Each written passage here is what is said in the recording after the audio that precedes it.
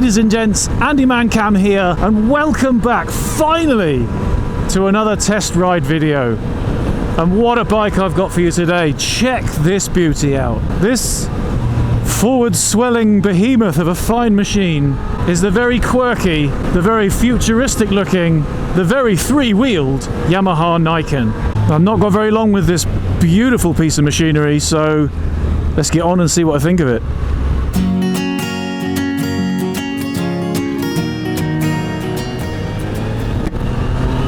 Now the Yamaha Niken is, quite obviously, as you can see, a three-wheeler.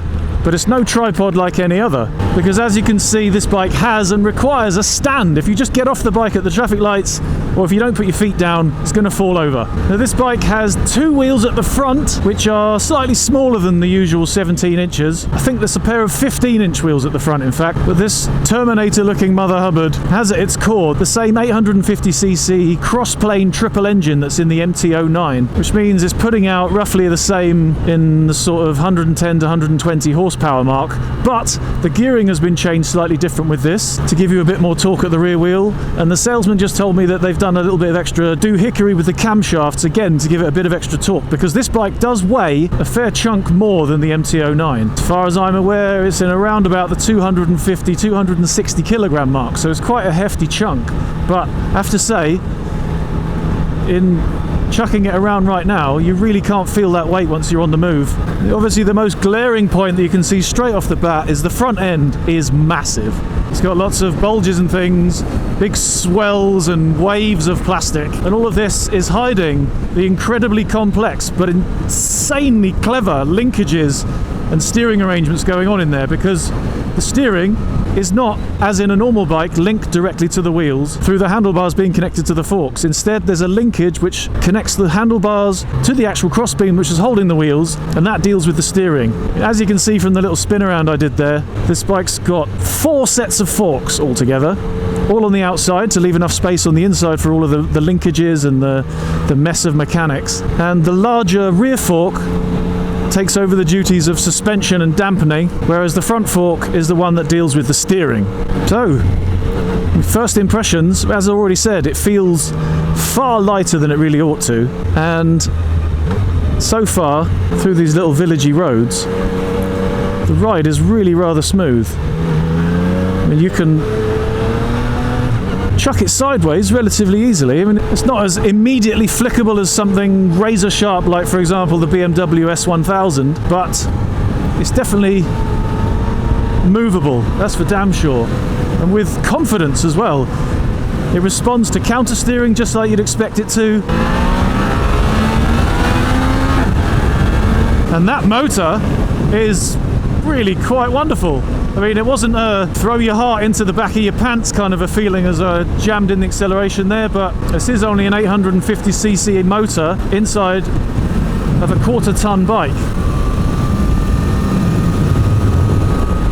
Feels very, very secure in the corners. Allegedly, that's the main reasoning behind Yamaha creating this concept. Cornering stability and cornering grip. It's like a motorbike, just with a shitload more grip, which means you can throw it into the corners with a bit more gusto. The linkage at the front causes the forks to lean up to a maximum lean angle of 45 degrees, but by which time I'm assured you'll already be dragging the pegs on the floor. The gearbox is really light and snickety, very typical of the bikes from the MT range that I've ridden already, which so far is the Tracer 900 and the MT-07, but both of those from a little while ago. And I'm hoping today to have a go on the MT-10 to see how that handles. We're also rocking here a quick shifter on the way up, but sadly no blipper for the way down. The display is white on black LCD.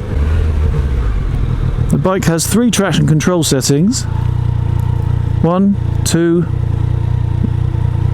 and off, I was told, but I don't seem to be able to turn it off that easily. Maybe there's a way to turn that off, but as I said, this is sadly just a quick test, almost as a bonus when I came to test the other bikes. We've also got cruise control here on the left-hand side, and over here on the right switchgear there's the mode button. If I hold in the clutch, I can then change the mode between 1, 2, that's weird, it goes 3, 2, 1. No, in fact, I don't need to touch the clutch at all, you can just change the mode on the fly.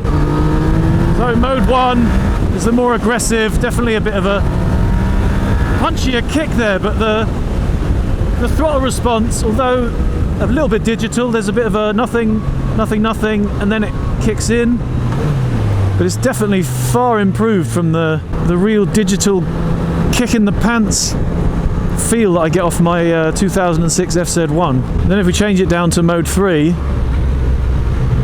that's really soft. There's almost no kick at all when you come back on the throttle there. That's really nice. What I don't understand is why can't they program a map which kind of progressively takes that soft beginning and then ramps it up to an aggressive end, so you can have the best of both worlds. We'll go back to 2 just for the sake of being average, shall we?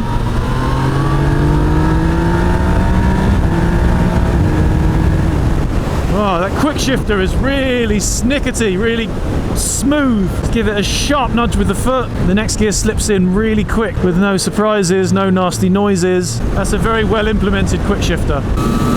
Yes, the cornering stability is incredible. It feels like I could just hang right off onto the road. The thing is so planted, this is insane. Maybe I'm doing something wrong, but normally when I position myself off the bike to go for the corner, as my weight shifts and I'm a bit of a lump, I'm just shy of 100 kilos, the bike always has a little bit of a shimmy, but this just, none of it.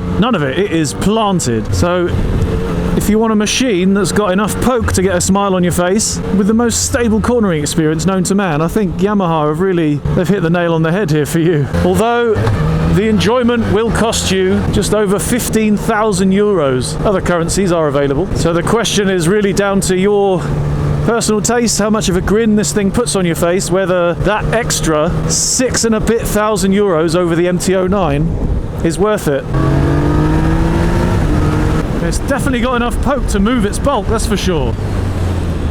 And with 2 wheels, both with their own set of brakes up the front, it hauls up when you jam the anchors on. And all of these things are going to translate into incredible feeling of security in the wet as well. This bike is just going to have more cornering ability, more cornering stability, more cornering grip than your average, completely normal, run-of-the-mill 2-wheel bike.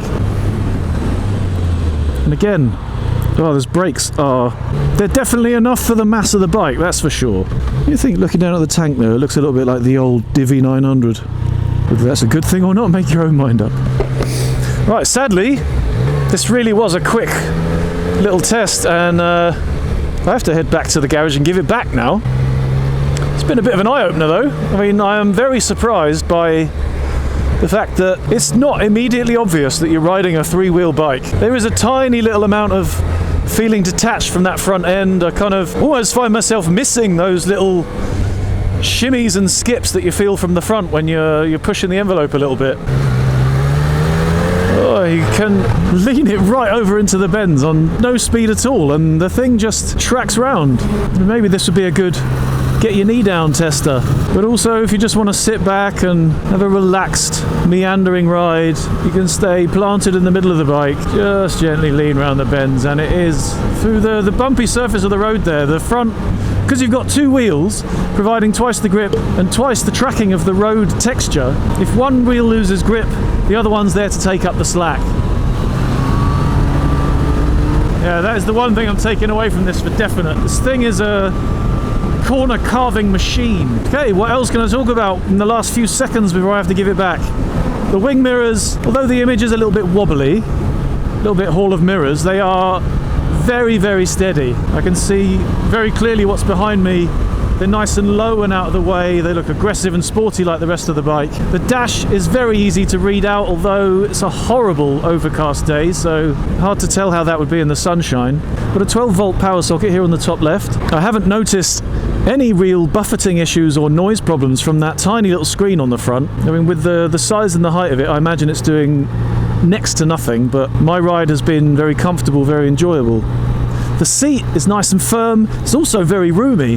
Got lots of room to slide around sideways. I've got 6 to 8 inches of movement front to back. The riding position is, my thighs are slightly lower than horizontal, which is nice, so my knees are down. The feet are quite far forwards, but the position is a bit sporty with a tiny amount of forward lean onto the bars.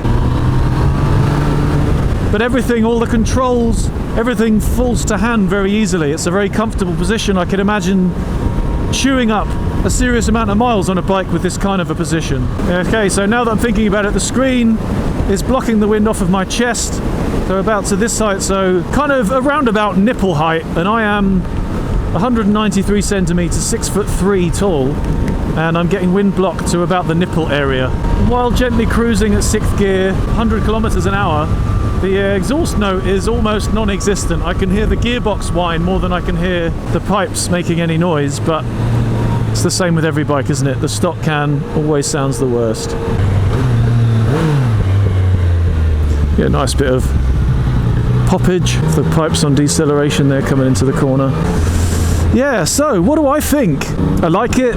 I can imagine this would be a lot of fun on some proper twisty mountain roads. I think the motor's got definitely enough poke to have a lot of fun with. The equipment feels typical Yamaha quality. Oh, I forgot to mention as well, the bars, very wide. We've got the old tapered fat bar kind of a feel. Oh, that is absolutely wonderful tracking around the corner. They've done some great work with this.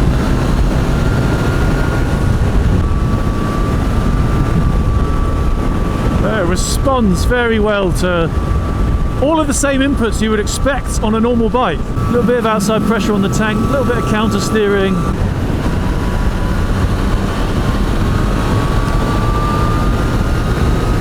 Push through the corner, that is... considering I just got on this thing 20 minutes ago, to confidently and comfortably throw it around a bend like that. I mean, I'm not the best rider in the world, and also, this is only the second time I've ridden since winter. So take from that what you will. This thing is a confidence-inspiring wonder. However, there is the question, would you perhaps find that confidence-inspiring element of this bike ultimately a little bit boring? Does it take away some of the excitement of mastering the handling of a two-wheel bike? Does it take away some of the need for the human involved in this equation to actually regulate what they're doing and how they're riding to make the bike go round the corner as best it can? Then we're getting into the whole area of, are driving aids a bad thing because they make people not learn how to ride a bike? I mean, these are all discussions maybe for another time, but it's something very, very worth considering with a bike like this, because with three wheels you're getting a lot more grip, you're getting a lot more stability that on a normal bike you don't get, and you have to make up for with your own abilities. So worth bearing in mind is the fact that you might buy this bike because you want to build up your confidence while you're cornering, only to then find that after your first season maybe you find it a bit boring because it is also safe and it is also stable, because it is incredibly safe and incredibly stable. And if I corner over these ripply road bits there, the bike didn't even shudder. That was a horrible surface on a bend, and the two wheels together just evened it all out. So if bikes could be household appliances, this one would definitely be a steam iron, because it just irons everything out smooth and makes it all crisp and lovely. Again, coming into that corner there, on the cobbles, on my bike, I'd have been holding my fillings in with my teeth. On this one, just blatted over it like it wasn't even happening. Yeah, the steam iron of bikes. That's a nice bit of burble. Imagine that with an acro on it.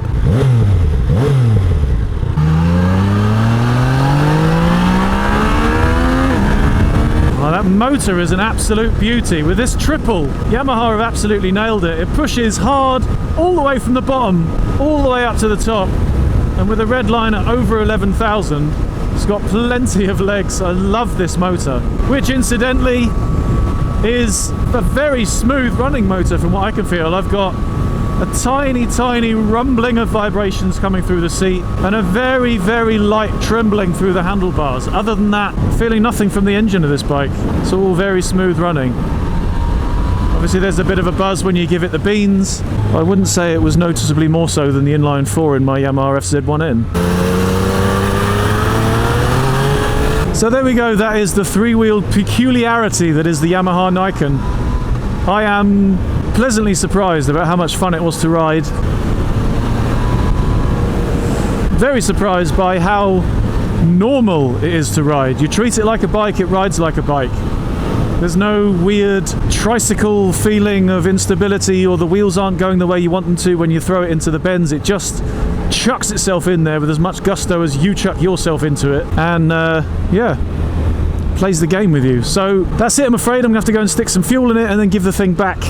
Thank you very much for watching. I've been AndyManCam. This has been the Yamaha Niken, and I'll see you next time. Ta-ra!